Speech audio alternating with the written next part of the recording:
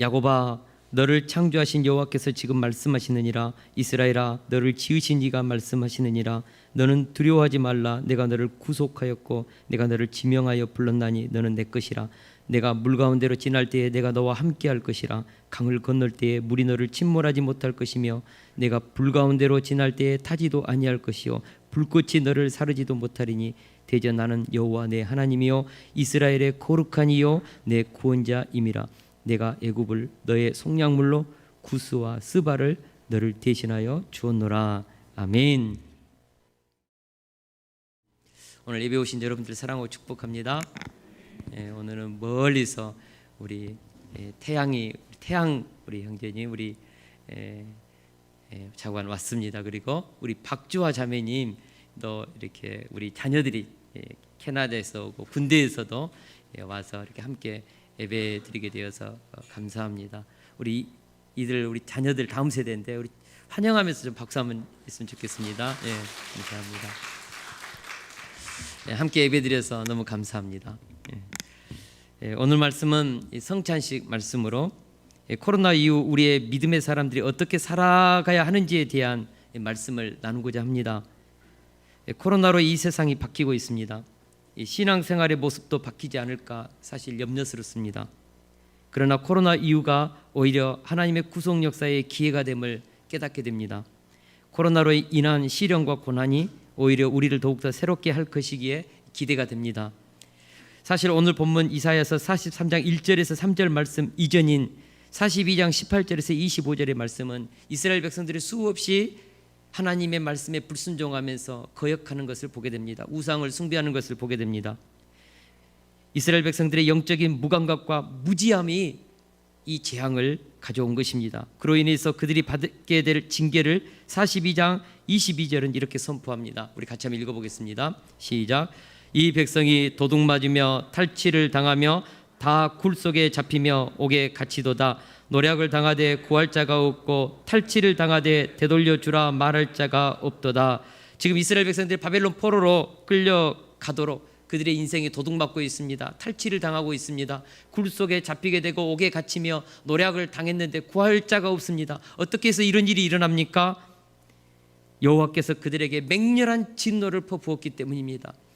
그들의 죄로 인해서 하나님께서 그들을 치셨기 때문입니다. 그런데 갑자기 43장 1절에서부터 그 분위기가 구원과 위로의 메시지로 확연하게 바뀌고 있음을 보게 됩니다. 사실 오늘 우리가 듣게 되는 43장 1절 말씀의 그 상황을 보면 이스라엘 백성들에게는 희망이 없었습니다. 바벨론 포로 생활의 고통 속에서 회복이 불가능해서 그들의 미래에 대한 어떤 기대감도 가질 수 없었습니다. 그들의 삶의 자리는 절대 절망의 자리였습니다. 그러나 하나님은 그들을 불쌍히 여기사 다시 고국으로 돌아가도록 일하시겠다는 것입니다. 그들을 회복시킬 것이라고 합니다. 그들을 구원해서 다시 하나님의 존귀하고 보배로운 자녀로 세우시겠다고 약속하고 계십니다. 43장 4절에서 5절의 상반절을 보면 내가 내 눈에 보배롭고 존귀하며 내가 너를 사랑하였은즉 내가 내 대신 사람들을 내어주며 백성들이 내 생명을 대신하리니 두려워하지 말라 이렇게 말씀하고 있습니다. 왜 하나님께서 이스라엘 백성들에게 소망이 없어 보이는데도 불구하고 희망과 구원의 말씀을 하고 계십니까? 왜 불순종하고 영적으로 둔감하며 하나님의 말씀을 들을 기가 없는 그런 자들에게 하나님은 다시 그들을 일으켜 세우는 것입니까? 왜 그들을 사랑하여서 다시 생명을 주고 구원을 주고 새로운 삶으로 일으키고자 하십니까? 1절 말씀을 보겠습니다. 우리 1절 말씀 큰 목소리로 같이 한번 읽습니다. 시작. 야곱아 너를 창조하신 여호와께서 지금 말씀하시느니라. 이스라엘아 너를 지으신 이가 말씀하시느니라. 너는 두려워하지 말라. 내가 너를 구속하였고 내가 너를 지명하여 불렀나니 너는 내 것이라. 아멘. 야곱아 이스라엘아 이 두 호칭은요 언약의 백성을 향한 하나님의 각별한 관심과 사랑을 나타냅니다. 하나님은 야곱을 태중에서부터 사랑했습니다. 태어나기 전부터 하나님은 야곱의 이름을 기억하고 그를 선택했다는 것입니다. 남자답고 기골이 장대한 에서가 아니라 연약하고 팥죽 쓰기를 좋아하는, 사람들이 볼 때는 별것 아닌 것 같은 그 야곱을 하나님이 태어나기도 전에 태중에서부터 예정하시고 하나님의 구속사에 하나님의 자녀로 선택하셨다는 것입니다. 야곱은 고집이 세고 속이는 자입니다. 자기 목적을 위해서는 수단과 방법을 가리지 않는 정말 세속적인 자입니다. 그런데 이런 야곱이 하나님의 언약의 백성이 된 것은 순전히 하나님의 은혜였다는 것입니다. 반면에 이스라엘은 야곱의 변화된 이름입니다. 한마디로 시련과 고난을 겪으면서 하나님과 씨름하다가 허벅지 관절을 맞아서 변화된 이름이 이스라엘입니다. 이스라엘은 영적인 변화를 경험한 후에 성숙하게 성장한 이름입니다. 즉 야곱은 변화되기 전 죄 덩어리의 이름이고, 이스라엘은 변화된 후 하나님을 경외하면서 살아가는 거룩한 이름이죠. 그럼에도 불구하고 하나님은 야곱아, 이스라엘아, 이 두 이름을 동시에 부르면서 나는 네가 어느 때였든지 죄의 덩어리였든지 변화되기 전에 끊임없이 실수하고 너의 욕심대로 살았든지 그 후 너의 삶이 거룩하고 정결하게 된 이스라엘의 삶을 살았든지 나는 너의 전생애를 사랑했단다. 야곱아, 이스라엘아, 그렇게 부르는 것입니다. 야곱이든 이스라엘이든 둘 다 언약의 백성의 이름이라는 것입니다. 왜 하나님께서 우리를 사랑하십니까? 하나님께서 왜 우리들에게 각별한 은혜를 베푸시고 위로를 해주시고 구원해 주시고 보호해 주십니까? 사실 제가 생각할 때요, 정말 저는 형편없는 자입니다. 그래서 가끔 그런 질문을 합니다. 하나님, 어떻게 제가 목회자가 됐을까요? 저 같은 자가요?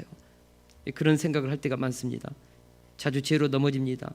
실수도 많이 합니다. 불평하고 원망도 합니다. 하나님의 사랑을 의심도 합니다. 욕심 많고 세상적일 때가 많습니다.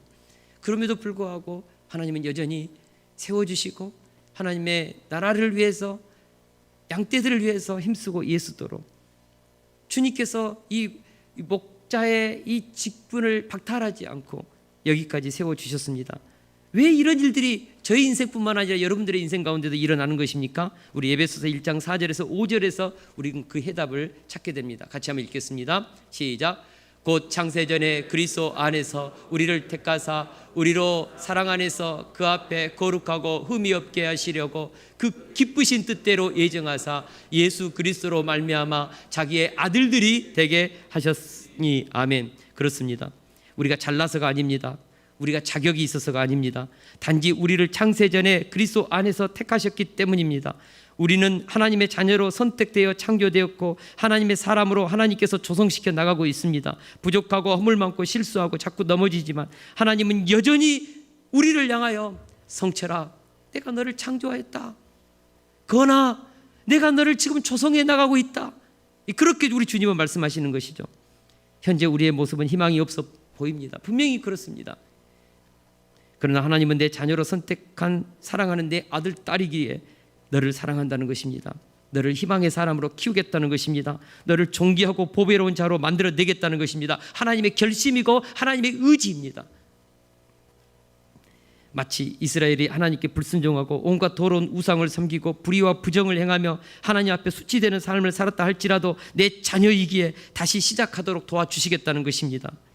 비록 이스라엘의 삶이 망가지고 거짓골이 되고 바벨론의 포로가 되어 감옥에 갇히고 그들의 모든 삶의 축복을 노략질 당해 빈털터리가 되어 지금 바벨론 포로로 불쌍히 살아가고 있지만 내가 너를 택했기 때문에, 너를 창조했기 때문에, 내가 너를 지명해 불렀기 때문에 나는 너를 다시 세워서 존귀한 자로 세우겠다는 것입니다. 이유가 무엇입니까? 왜 이스라엘을 이토록 사랑합니까? 하나님께서 택했기 때문입니다. 언약의 백성이기 때문에 그렇습니다. 여러분, 왜 자녀들을 사랑하십니까? 왜 자녀들을 사랑하십니까? 여러분, 이유가 없습니다. 그냥 내 자식이기 때문에 사랑하는 것입니다. 우리가 자녀들을 키우면서요, 얼마나 미운 짓 할 때가 많은지 모릅니다. 속 썩이고요, 말해도 청개구리처럼 퉁퉁 튀어나가고요, 정말 어쩔 때는 엉덩이 짝 때리고 싶죠. 그리고 저는 우리 바울이 고등학교 다닐 때까지 엉덩이 때렸습니다. 매로. 내가 낳았지만 너무 허물질 때가 많이 있습니다. 그럼에도 우리는 포기하지 않습니다. 여전히 사랑합니다. 냄새나고 허물지고 부족해도 사랑합니다. 이유가 무엇입니까? 내가 낳았고 내가 기른 내 자식이기 때문에 그렇습니다. 여러분, 우리가 하나님의 이 마음을 알아야 합니다. 하나님은 우리를 자식으로 창조하였고 자식으로 선택하였고 자식으로 지금도 양육하고 있다는 사실입니다. 그래서 하나님은 말씀하십니다. 야곱아, 너를 창조하신 여호와께서 지금 말씀하시느니라. 이스라엘아, 너를 지으신 이가 말씀하시느니라. 너는 두려워하지 말라. 내가 너를 구속하였고 내가 너를 지명하여 불렀나니 너는 내 것이다. 내 것이다. 내 소유다. 우리가 실패하고 죄로 자빠지고 사람들에게 버림받았다 할지라도, 설령 감옥에 갇혔다 할지라도 두려워하지 말아야 할 것은 하나님께서 여전히 나를 사랑하기 때문입니다. 하나님께서 여전히 나를 자녀로 대우하고 있기 때문입니다. 아브라함과 이삭과 야곱의 후손으로 이스라엘은 언약의 백성으로 하나님께 부름받았기 때문에 아무리 죄악의 시궁창에 뒹굴고 바벨론의 포로라는 절망의 자리에 있더라도 하나님의 사랑과 관심에서 벗어날 수가 없는 것이죠. 저는 오늘 우리 모든 세수교회 성도님들이요, 야곱아, 이스라엘아 부르시면서 하나님께서 지금 말씀하시느니라, 너는 두려워하지 말라는 이 음성을 들을 수 있기를 주의 이름으로 축원합니다. 새벽 기도 시간에요, 하나님 앞에 기도하다가 가끔 한 번씩 제 가슴에서 울려오는 어떤 음성이 있습니다. 내가 너를 사랑한다. 갑자기 막 가슴에서 울려요. 얼마나 기쁜지 막 눈물이 쏟아져요. 힘이 납니다. 지치고 힘들 때 방언 기도하다가 또다시 내 심령에서 내가 너를 사랑한다, 내가 너를 쓰겠다는 이 말씀이 들려오면요, 지치고 피곤한 마음이 싹 가시고 그 사랑하는 하나님의 음성 안에서 다시 일어나는 것이죠.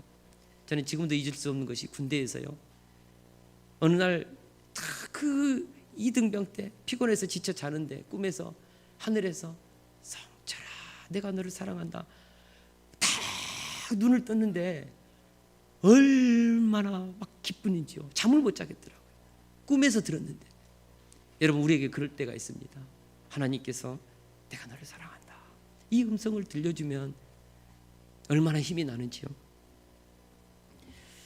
여러분, 우리가 자격이 있어서 사랑하는 것이 아닙니다. 우리가 교회 봉사 열심히 하고 선한 일 많이 하고 기도 생활 많이 하고 그래서 사랑한다, 너 정말 사랑할 만하구나, 그래서 사랑한 것 아닌 것이죠. 창세전부터 나를 하나님의 자녀로 예정해서 창조했기에, 나를 그리스도 안에서 불러서 구원받은 백성이 되었기에 사랑한 것입니다. 욕심 많은 야곱이었을 때도 주님은 사랑하셨다는 것입니다. 이것에 대해서 다음 구절은 더 확실하게 말씀하고 있습니다. 내가 너를 구속하였고. 여러분, 여기서 구속이라는 이 단어가 무슨 뜻인 줄 아십니까? 리딤이라는 단어인데, 이 말은 본래 노예 시장에서 노예나 종으로 얽매여 있는 사람을 위해 그들의 주인에게 그에 해당하는 충분한 대가를 치르고 산 후 그들을 자유롭게 해방시켜 준다는 의미에서의 구속입니다. 구속입니다. 하나님은 우리를 하나님의 자녀로 삼으시려고 예수님의 피값을 지불했습니다. 하나밖에 없는 독생자의 생명값을 지불하고 우리를 어둠에서 빛으로, 사탄의 권세에서 하나님의 통치 아래로, 저주의 나라에서 생명의 나라로 우리를 옮겨주신 것입니다. 할렐루야. 출애굽기 15장 16절은요, 이스라엘 백성들이 출애굽할 수 있었던 그 이유에 대해서 말씀하고 있습니다. 우리 같이 한번 읽어볼까요? 시작. 여호와여, 주의 백성이 통과하기까지, 곧 주께서 사신 백성이 통과하기까지 하였나이다. 이스라엘 백성들이 왜 출애굽했는가? 그들은 사신 백성이었기 때문입니다. 여러분, 여기서 사신 이런 뜻은 NIV 영어 성경에 보니까 people you bought입니다. by bought, 과거형이죠. 내가 너를 산 백성이다. 킹 제임스 버전에 보니까 which thou hast purchased입니다. purchased, 내가 구입한 백성. 여러분, 우리가 누구입니까? 하나님이 값을 지불하고 우리를 산 백성입니다. 하나님께서 우리의 값을 지불하고 산 내 자녀들. 여러분, 우리가요 엄청난 값을 지불하고 하나님의 것으로 선택하여 산 자녀들이라는 것입니다. 할렐루야. 어떻게 이스라엘 백성을 샀습니까? 애굽의 장자들의 생명값을 지불하고 이스라엘을 구원해낸 것입니다. 출애굽기 4장 22절에서 23절도 우리 같이 한번 읽겠습니다. 시작. 너는 바로에게 이르기를 여호와의 말씀에 이스라엘은 내 아들 내 장자라. 내가 내게 이르기를 내 아들을 보내주어 나를 섬기게 하라 하여도 내가 보내주기를 거절하니 내가 내 아들 내 장자를 죽이리라 하셨다 하라 하시니라. 하나님께서 이스라엘을 내 아들 내 장자라고 했습니다. 내 아들 내 장자 내놔라.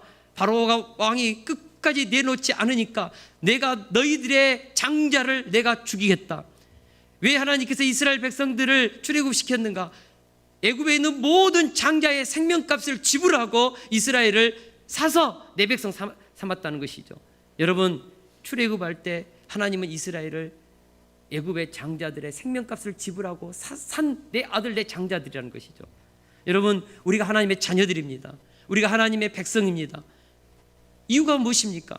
하나님께서 외아들의 생명값을 지불하고 자기 아들 장자 외아들을 생명값을 지불하고 우리를 아들 장자 하나님의 나라의 상속자로 우리를 샀다고요.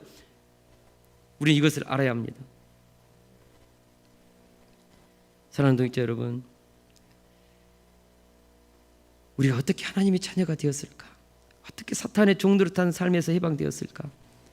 하나님께서 독생자 예수님의 생명값을 지불하고 사셨기 때문에 하나님의 자녀가 된 것입니다.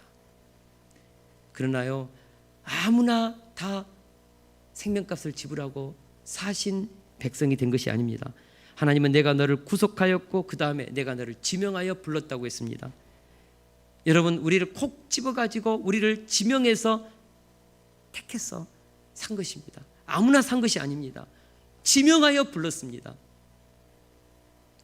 어떤 회사의 사장님이 오랫동안 자녀 한 명 없이 여러 번 시도해서 자녀를 갖지 못해서 결국은 아내하고 합의해서 가업을 물을 상속받을 아들을 입양시키고자 고아원에 갔습니다. 고아원에 갔더니 딱 보니까 처음에 딱 눈이 들어오는 한 자녀가 있었습니다. 마음에 감동이 되고 저것이 내 아들이다. 내 가업을 물을 내 장자가 될 그런 아들이다 해서 그를 콕 집어가지고 자기 가업을 물을 아들로 외아들로 입양을 시켰습니다. 왜 그 사람이 선택받은 것입니까? 왜 그 아이가 선택받은 것입니까? 그냥 눈에 들어왔어요. 그냥 감동이 되었어요. 사랑하는 동역자 여러분, 왜 하나님께서 우리를 택했을까요? 왜 내가 하나님의 자녀가 된 것입니까? 하나님이 그냥 나를 사랑한 것입니다. 그냥 하나님의 눈에 들어온 것입니다. 그냥 하나님이 나를 은혜 주시기로 콕 집어서 지명하여서 내 자녀로 하나님이 입양시킨 것입니다. 이유가 없습니다. 나도 모르겠어요. 왜 하나님이 나를 택했는지. 그러나 하나님은 택했습니다. 이것이 은혜입니다. 그것도 엄청난 값을 지불하고 우리를 구속하여 하나님의 자녀 삼았습니다. 우리가 얼마짜리입니까? 예수님의 생명값이 우리의 가치입니다. 여러분, 내 인생의 가치가 얼마일까요?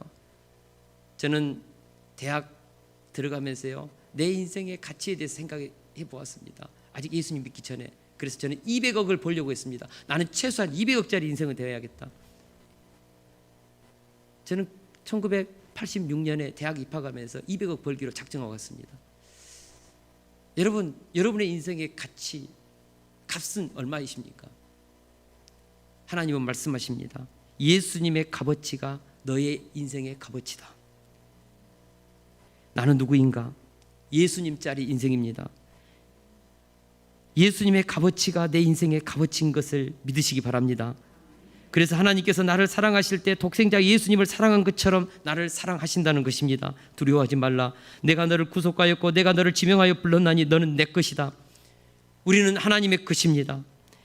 우리는 어마어마한 값을 치르고 산 하나님의 자녀입니다. 외아들의 생명을 내주고 나를 하나님의 자녀로 입양시켰기 때문에 나는 참되신 외아들의 생명만큼 하나님이 나를 사랑하고 계시다는 것을 우리는 믿어야 합니다. 믿어지십니까? 너는 내 것이다. 내가 너를 구속하였고 내가 너를 지명하여 불렀나니 너는 내 것이다. 내 아들이다. 내 외아들의 생명값을, 내가 낳은 외아들의 생명값을 지불하고 너를 입양시켰는데 너는 내 아들의 생명과 똑같은 가치를 가진 내 아들이다. 우리가 하나님의 것입니다. 하나님의 소유물입니다.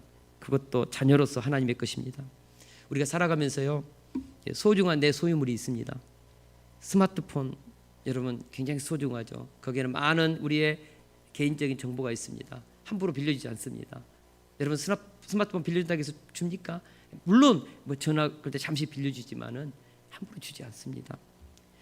특별히 좋은 노트북 가지고 계신 분들 노트북 잘 안 줍니다. 목회자들이요 굉장히 많은 정보가 들어있거든요. 그 노트북 안 줘요. 안 빌려줘요. 특별히 우리 형제님들, 자가용은요 형제들에게 보물 1호입니다. 얼마나 갈고 닦는지 모릅니다. 저도 그렇습니다. 제 아내 차 타면요 왜 이렇게 더럽게 타는지 주여. 근데 우리 형제들은 좀 그게 있어요. 차에 대한 진짜 몸같이 소중히 여깁니다. 그 차요 누가 빌려달라고 해서 빌려줍니까? 안 빌려줘요. 안 빌려줍니다. 잘 안 빌려줍니다. 물론 빌려준 사람이 있겠지만, 중요한 것은요 우리의 소유물도 내 것이 되면요 특별하게 보물처럼 간수하고 아낀다는 것이죠. 하물며 아들의 생명값을 주고 산 외아들의 값어치인 우리 한 사람 한 사람을 하나님은 얼마나 소중히 대하겠습니까? 그래서 하나님은 구속하였고 지명하여 불러내서 내 것으로 삼은 이스라엘 백성을 향하여 내가 내 눈에는 보배롭고 존귀하며 내가 너를 사랑하였은즉 내가 내 대신 사람들을 내주며 백성들이 내 생명을 대신하리니라고 말씀하고 있습니다. 이 말씀이 무슨 뜻일까요? 하나님은 이스라엘을 회복시키고 그들을 다시 보배로운 존재로 살아가도록 다른 민족에게 값비싼 희생을 치르게 했다는 뜻입니다. 이것은 3절 하반절에도 동일하게 나오는 구절입니다. 내가 애굽을 너의 속량물로 구스와 스바를 너를 대신하여 주었다. 여러분 하나님께서 출애굽시킬 때 애굽을 속량물로 값을 지불하고 너를 내가 건져냈다는 것이죠. 하나님은요 우리를 선택할 때 다른 것을 희생시켰습니다. 독생자를 희생시켰습니다. 우리가 앞주에 아브라함이 거짓말해가지고 자기 아내 사라를 아비멜렉의 후처로 빼앗기는 사건이 있었습니다. 그때 하나님께서 분명히 아브라함 거짓말했거든요. 근데 하나님께서 아비멜렉에게 꿈에 나타나가지고 아브라함의 아내 사라에 네가 혹시라도 만지면 너 죽이겠다. 뿐만 아니고 너에게 속한 사람 다 죽이겠다. 협박을 하고 공갈을 치고, 하나님 아브라함이 거짓말해가지고 내가 이랬거든요. 나 의롭다고요. 저 죄 없거든요. 막 이렇게 따지니까, 그러니까 아브라함의 아내 사라에 만지지 말라고 우리 하나님께서 그렇게 하셨습니다. 그리고 아브라함 내 선지자니까 아브라함이 너를 위해서 기도해 줄 것이다. 그러면 네 가정 가운데 임한 그 모든 저주가 풀릴 것이다. 아브라함이 뭐 잘한 거 하나도 없는데 아브라함 편에서 막 하나님은 아브라함을 아끼고 아비멜렉은 잘못한 것도 없는데 막 후려치고 막 뭐라 하시고, 하나님 우리 편에 하십니다. 하나님을 우리 자녀로 삼으셨기 때문에 하나님의 구속사를 이루어갈 때 우리의 인생이 다치게 될 때는요 설령 우리가 실수했다 할지라도 우리를 보호하시지, 그 구속사에 아무리 택하지 않은 자녀들이 괜찮다고 해가지고 그들 편에 서는 법이 없습니다. 여러분 기억하십시오. 우리는 하나님의 소유물로 택함받았다는 것은 다른 생명을 희생시키면서까지 우리를 보호하시면서 하나님의 뜻을 이루어 가신다는 것을 염두에 둬야 합니다. 우리는 그만큼 하나님의 사랑을 받는 자녀들입니다. 할렐루야. 아무리 남들이 뭐라 해도 저와 여러분은 하나님의 존귀하고 보배로운 자녀들입니다. 우리 세스 기독사관학교 매일 아침마다 외치는 선포문이 있습니다. 나는 보배롭고 존귀한 하나님의 자녀다. 나는 가치 있는 하나님의 자녀다. 나는 사랑받는 하나님의 걸작품이다. 나는 자랑스러운 세수 기독사관학교 학생이다. 세계는 나의 밥이다. 광주에서 세계를 먹이자. 할렐루야. 아멘 아멘. 매일 아침 우리 채플 시간 전에 이국 구호 외치거든요. 저는 이 구호를 외칠 때 가슴이 뜨겁습니다. 가슴이 뜨거워요. 기분이 좋습니다. 우울하다가도 상쾌해집니다. 여러분 우리는 누구입니까? 우리는 보배롭고 존귀하고 가치 있고 사랑받을 만한 하나님의 자녀들입니다. 내 인생의 가치를 나보다 하나님이 더 소중히 여기고 있다는 것 기억하십시오. 여러분 내가 나를 사랑하는 것보다 하나님이 나를 더 사랑한다는 것을 알아야 합니다. 예수님 독생자를 사랑하는 것처럼 우리를 동일하게 사랑하고 계시는 하나님을 알아야 합니다. 부모에게 사랑받지 못한 상처받은 자녀들의 하나님 믿기가 그렇게 힘듭니다. 하나님을 아버지라 부르면 나에게 상처 준 아버지가 생각나가지고 기도할 때 아버지를 못해요. 진짜 그런 분 많이 봤습니다. 그러나 하나님은 우리 육신의 아버지하고는 차원이 다르십니다. 그 하나님을, 성경에 계시된 그 아버지를 인격적으로 만날 수 있기를 주의 이름으로 축원합니다. 그러면 우리를 사랑하시는 하나님은 우리를 어떻게 다루십니까? 2절 말씀을 보겠습니다. 우리 같이 한번 읽겠습니다. 시작. 내가 물 가운데로 지날 때에 내가 너와 함께할 것이라. 강을 건널 때에 물이 너를 침몰하지 못할 것이며 내가 불 가운데로 지날 때에 타지도 아니할 것이요 불꽃이 너를 사르지도 못하리니. 아멘. 여기서 우리가 하나님의 자녀들임에도 불구하고 물 가운데로 지나가고 위험한 강을 건너게 하고 때로는 불 가운데로 지나가야 함을 배우게 됩니다. 여러분, 물, 강, 불꽃은 무엇입니까? 우리 인생 가운데 만나는 시련, 고난, 아픔, 상처들입니다. 하나님께서 우리를 보배롭고 존귀한 자녀로 여긴다면서요. 하나님께서 우리를 독생자의 생명값을 지불하고 우리를 사랑하신다면서요. 하나님 창세 전부터 나를 택해서 그렇게 불렀다면서요. 지명하여서 불렀다면서요. 하나님, 이게 뭡니까? 우리가 물 가운데로 지날 때, 소용돌이 치는 강을 건널 때, 불 가운데로 지날 때 우리는 하나님 앞에 이런 항의를 할 수 있습니다. 하나님, 이게 진짜 택함 받은 내 인생의 하나님의 자녀의 인생길입니까? 하나님 해도 너무하시네요. 왜 내 기도 이렇게 응답하지 않으십니까? 우리는 이런 생각이 들 때가 있습니다. 언제요? 불 가운데로 지날 때, 물 가운데로 지날 때요. 고난 속에 있을 때요. 왜 하나님께서 우리를 그렇게 사랑하시면서도 불구하고 물 가운데로 지나가게 하시고 불 가운데로 지나가게 하십니까? 이유가 뭘까요?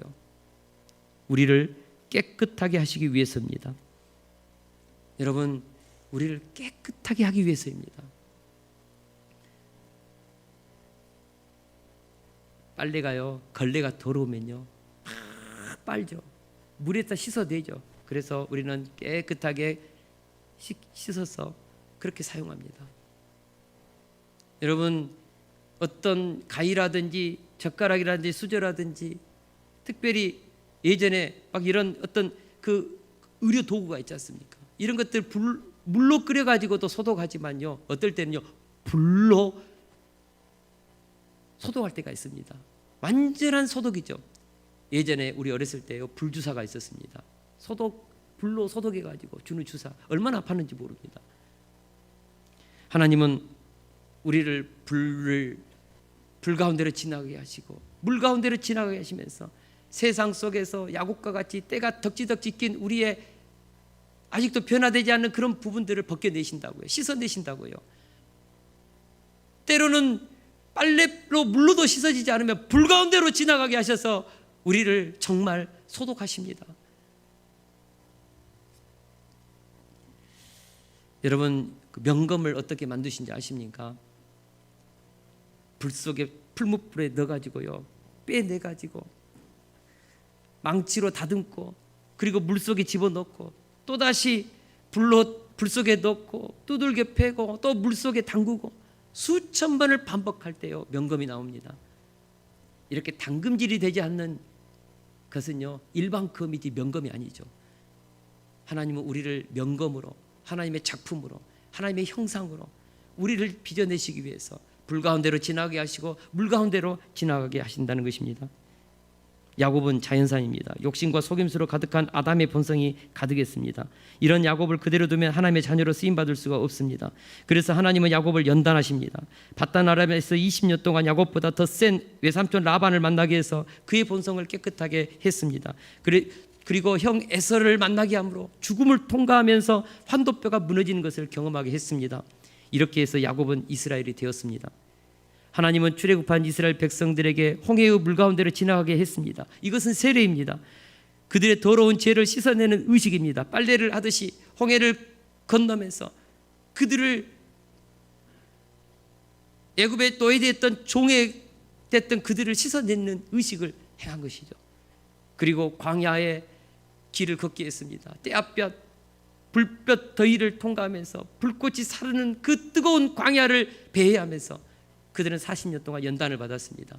이래서 물 가운데로 지나면서 불 가운데로 통과하면서 그들은 하나님이 원하시고 기뻐하시는 제사장 나라 거룩한 백성이 된 것입니다. 사랑하는 성도 여러분, 하나님은 우리를 물과 불로 씻어내십니다. 우리가 세상 속에 제멋대로 살도록 내버려 두면 쓸모없는 인생이 되니까 그렇습니다. 자녀들을 키울 때 큰 뜻이 있는 부모님들은 자녀들을 물 가운데로 지나가게 하고 소용돌이 치는 강물로 건너가 보게도 하고 불 가운데로도 지나가게 합니다. 그렇게 해서 내 자녀가 응석바지로만 자라지 않게 하는 것입니다. 세상 물정 모르는 마마보이가 되지 않게 합니다. 자녀를 많이 사랑할수록 부모님은 자녀들을 시련과 고난과 실패를 통과하면서 성장하도록 돕습니다. 그리고 그것을 지켜보면서 기도합니다. 그리고 결정적일 때만 한 번씩 도와주는 것이죠. 반면에 자녀보다 자기를 더 사랑하는 이기적인 부모가 있습니다. 자녀가 고생하는 꼴을 못 봅니다.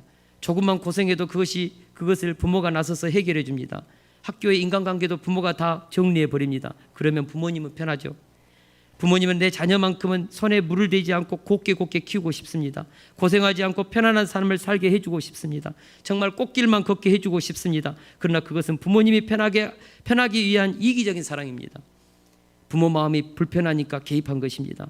정말 자녀를 사랑한다면 도와주고 싶고 개입하고 싶고 쉽게 해결해 주고 싶지만 참는 것이죠. 그리고 자녀 스스로 해결할 수 있도록 그것을 통하여 자라도록 성장하도록 그렇게 하는 것입니다. 제가 묻겠습니다. 자녀들이 고생하고 있는 삶의 현장을 지켜보는데 그것을 해결해 줄 힘과 재력과 권력이 있다면 어떻게 하시겠습니까? 개입하는 것이 편합니다.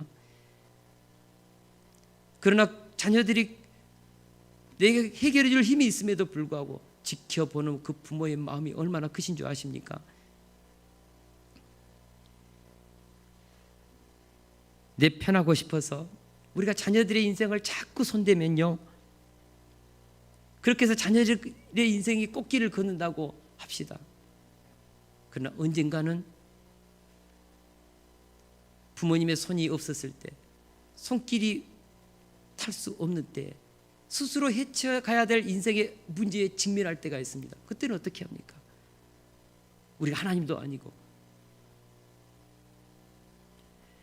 자녀가 실패하고 어떤 문제로 고통하고 신음하는 것을 지켜보면서 스스로 해결하기까지 기다리면서 기도하는 부모님이 훨씬 멀리 내다보고 자녀를 도와주는 것입니다. 제가 자녀들을 키우면서 가장 힘들었던 때가 우리 자녀들 바울이와 다니엘을 무슬림 선교지로 보냈을 때 1년 6개월. 정말 어떨 때는 조그마한 뉴스만 들려도 가슴이 벌렁벌렁 하는 것이죠. 그런데 나중에 들어보니까 그 무슬림 선교하면서 그 물과 불 가운데를 통과하면서 우리 자녀들이 정말 건강한 하나님의 자녀들로 세워졌던 것을 보게 됩니다. 교도소에 온 사람들이 특징이 있다고 합니다. 그들은 한결같이 고통을 참고 인내하는 것을 배우지 못한 사람들이라고 합니다. 범죄를 저지른 사람들 대부분은 육신의 본능, 자신의 내면으로부터 터져오는 감정을 절제하지 못하고 사고치는 사람들입니다. 우리는 자녀들에게 인내하는 것을 가르쳐야 합니다. 참는 것을 가르쳐야 합니다. 하나님은 우리를 인내하고 참으면서 인생을 경영할 수 있는 힘을 키우도록 하기 위해서 물 가운데로 지나가게 하고 불 가운데로 지나가게 하는 것이죠. 참고 인내하는 법을 배우지 못하면 항상 내 삶에 사건이 일어나고 문제가 터지고 끝없는 시험에 들고 인생이 괴로워집니다. 이런 애화가 있습니다. 한 여인이 애벌레 한 마리가 나방이 되어서 나오는 것을 관찰하고 있었습니다. 애벌레가 지금 누에고치에 조그만 구멍을 내더니 그곳을 빠져나오려고 온갖 몸부림을 치고 있는 것입니다. 더듬이가 하나 나오더니 날개 쪽지가 조금씩 삐집고 나오는데 하루가 지나고 이틀이 지나고 사흘이 지나도록 못 나오는 거예요. 이것을 지켜보던 그 여인이 이러다가는 이 애벌레 죽겠다 싶어서 조그만 구멍을 가위로 내주었습니다. 그러자 이 나방이 고맙다는 듯이 고개를 숙이고 머리를 내밀고 날개를 내밀면서 허리를 굽히면서 비집고 나왔습니다. 그래 내가 선심을 썼으니까 조금 있으면 하늘을 날겠구나. 계속하면서 이제 이 애벌레가 날기를 지켜보는 것이죠. 하루 이틀 지나도 애벌레가 날지를 못해요. 가만히 지켜보니까 몸집은 너무 크고 날개는 너무 작고 이리 뒤퉁 저리 뒤퉁 방바닥을 뒹구는 칠삭덩이가 되어버렸습니다. 그제서야 여인은 깨달았습니다.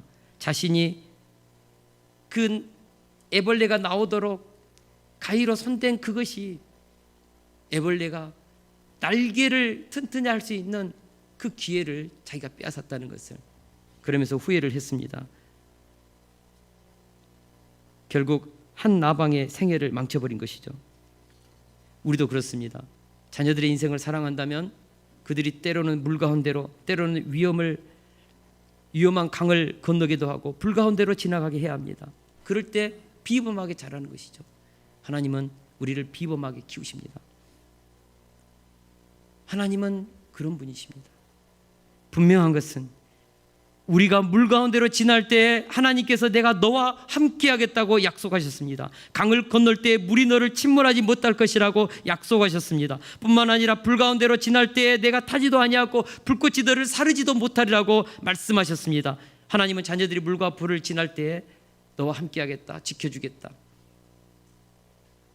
눈을 떼지 않겠다, 물과 불이 너의 인생을 망하게 할 수 없다. 왜냐하면 하나님이 너와 함께하고 있기 때문에 그렇다는 것입니다. 고린도전서 10장 13절을 우리 다 같이 한번 읽어보겠습니다. 시작. 오직 하나님은 미쁘사 너희가 감당하지 못할 시험당함을 허락하지 아니하시고 시험당할 쯤에 또한 피할 길을 내사 너희로 능히 감당하게 하시느니라. 아멘. 하나님은 우리가 어떤 고난도 감당할 수 있게 하시겠다고 했습니다. 여러분, 물과 불을 지나고 있는 분 계십니까? 고난의 길을 걷고 계신 분 있습니까? 그래서 하나님 왜 저에게 이렇게 가혹하게 대하십니까? 하나님 왜 저에게는 이런 일이 일어나야 합니까? 불평하고 원망스러운 마음을 가지신 분 계십니까? 분명히 알아야 합니다. 사실 우리의 인생사는 고난을 피해갈 수 없는 구조를 가지고 있습니다. 아무리 내가 거룩하게 살고 아무리 내가 정말 고난을 피해서 살려고 해도 이 세상 자체가 고난 덩어리입니다. 이 세상의 임금이 사탄이죠. 마귀죠. 수많은 사람들이 마귀에 사로잡혀 살아가고 있어서 아무리 내가 선하게 살려고 해도 우리는 고난을 여파를 받고 코로나라는 이 어마어마한 우리가 원치 않는 불 가운데로 지날 때가 있다는 것입니다. 결국 우리는 고난이 우리의 인생 가운데 찾아오게 되어 있습니다. 그런데 흔히들 하는 말로 피할 수 없으면 즐기라고 했지 않습니까? 여러분, 고난 아무리 기도 많이 하고 거룩하게 살아도 고난 옵니다. 그럴 때 어떻게 해야 합니까? 내게 오는 고난 여러분 즐기십시오. 그러면은 저한테 돌 던질 사람이 있을 것 같은데, 고난을 즐기라니 목사님, 무슨 그 말을 그렇게 험악하게 하세요? 우리가 빌립보서에 보니까요, 바울과 실라가 이유도 모르는 정말 매를 맞고 피가 터지고 그래서 지하 감옥에 갇혔습니다. 그날 밤에 하나님을 찬양했습니다. 기도했습니다. 옥문이 열렸고 기적이 일어났습니다. 여러분, 우리가 물 가운데 지날 때, 불 가운데 지날 때 그 속에 계시는 하나님을 바라보면서 우리가 그분을 믿으면서 감사하고 찬양하고 기도할 때 물이 침몰하지 못하고 불이 타지 않고 불꽃이 사르지도 못하는 기적을 체험하게 될 것입니다. 고난은 피하는 것이 아닙니다. 통과하는 것입니다. 하나님은 우리의 인생의 물, 불을 피하게 하시지 않았습니다. 물, 불 속에서 함께 하시겠다고 하셨지 제거하겠다고 하시지 않았습니다. 오늘 본문에 보니까 내가 물 가운데 지날 때 물을 제거해버리고 강 가운데 건널 때 물을 내가 제거해버리지 않겠다, 그렇게 말씀하지 않았습니다. 강을 건널 때, 물을 지날 때, 불 가운데로 갈 때에 함께 하겠다고 했습니다. 이사야서 48장 10절 말씀입니다. 우리 같이 한번 읽겠습니다. 시작. 보라, 내가 너를 연단하였으나 은처럼 하지 아니하고 너를 고난의 풀무불에서 택하였노라. 하나님께서 우리를 연단하여 하되 은처럼 하지 않겠다. 너를 고난의 풀무불에서 택하였다. 풀무불에서 내가 너를 연단하여 내가 너를 조성시키고 있다, 그런 뜻이죠. 여러분, 은은요 흔하디 흔하고 싸디 싼 것입니다. 하나님은 우리가 은처럼 흔하디 흔한 싸디 싼 그 정도의 인생이 아니라 풀무불을 통과하면서 정금같이 나와서 보배롭고 존귀하고 가치 있는 그런 하나님의 걸작품으로 명검으로 우리를 빚어내신다는 것이죠. 할렐루야. 그래서 잠언 17장 3절에서도 말씀하고 있습니다. 같이 한번 읽겠습니다. 시작. 도가니는 은을, 풀무는 금을 연단하거니와 여호와는 마음을 연단하시느니라. 아멘. 결론입니다. 우리는 하나님의 자녀들입니다. 그러기에 하나님의 특별한 사랑을 받고 있습니다. 그리고 그 사랑받는 방법 중에 하나가 물 가운데로 지나가고 불 가운데로 지나가는 고난의 연단 과정을 겪습니다. 그러나 그런 고난이 왔다 하더라도 우리는 충분히 고난을 이겨낼 수 있습니다. 어떻게 고난을 이겨내는가? 첫째로 고난 속에서 하나님의 음성이 들려와야 합니다. 오늘 1절에 보니까 뭐라 하겠습니까? 야곱아 너를 창조하신 여호와께서 지금 말씀하시느니라. 이스라엘아 너를 지으신 이가 말씀하시느니라. 두려워하지 말라. 여러분, 야곱아 이스라엘아 부르시는 그 하나님은 지금도 우리들의 이 물과 불 가운데로 지나는 우리들에게 우리의 이름을 부르면서 말씀하고 있죠. 뭐라고 말씀하고 있습니까? 두려워하지 말라. 내가 너를 구속하였고 내가 너를 지명하여 불렀나니 너는 내 것이다 라고 말씀하고 있죠. 성경 66권 모든 말씀이 하나님은 지금 우리들에게 말씀하고 있습니다. 고난과 고난 속에 있다면 계속해서 성경을 통하여 들려오시는 하나님의 말씀, 지금 말씀하고 계시는 그 하나님의 음성을 듣는 사람은 고난을 멋지게 통과할 줄로 저는 믿습니다. 듣는 자는 살아날 것입니다. 둘째로 우리는 고난 속에서 나는 하나님의 것으로 택함 받았다는 사실을 기억해야 합니다. 예수님의 핏값을 지불하고 나를 샀다. 나는 하나님의 것이다. 그러므로 하나님은 내 아버지시다. 아버지, 나의 아버지. 우리 하나님은 말씀하셨습니다. 무엇을 먹을까? 무엇을 마실까? 무엇을 입을까? 염려하지 마라. 하늘의 새를 봐라. 참새를 봐라. 들의 백합화를 봐라. 내가 먹이고 입히지 않느냐. 고아들이나 하는 걱정하지 마라. 너희는 먼저 그의 나라와 그의 의를 구하라. 그리하면 이 모든 것을 너희에게 더해 주시리라. 하늘의 아버지, Heavenly Father, 우리의 아버지, 그 아버지를 다시 한번 우리가 고난 가운데서 그 아버지 이름을 붙잡고 아버지의 사랑을 확신할 수 있기를 주의 이름으로 축원합니다. 마지막으로 고난에는 틀림없는 하나님의 선한 뜻이 있음을 기억하십시오. 내가 물 가운데로 지날 때, 강을 건널 때, 불 가운데로 지날 때 특별한 하나님의 섭리가 있음을 기억하십시오.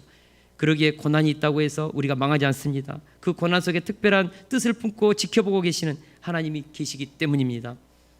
하나님은 영원히 우리와 함께 하십니다. 그것을 확신하는 자들은 거뜬히 물과 불을 통과하고 멋지게 빚어져서 아름답고 존귀하고 보배로운 인생을 살아낼 줄로 믿습니다. 잘 되면 감사하십시오. 안 되면 더 감사하십시오. 할렐루야.